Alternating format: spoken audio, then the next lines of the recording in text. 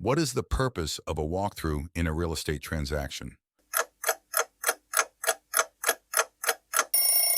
To assess the condition of the property before closing. What does the term encumbrance refer to in real estate?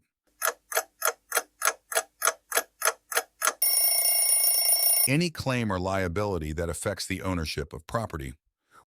What does the term comps refer to in real estate?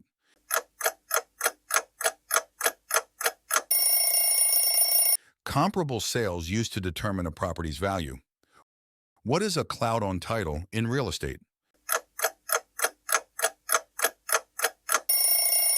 Any defect or claim that affects the title of a property. What does the term tenant improvement refer to in commercial real estate?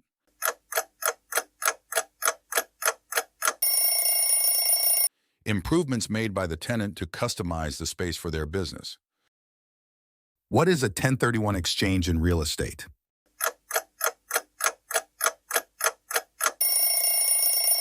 A tax-deferred exchange of one investment property for another.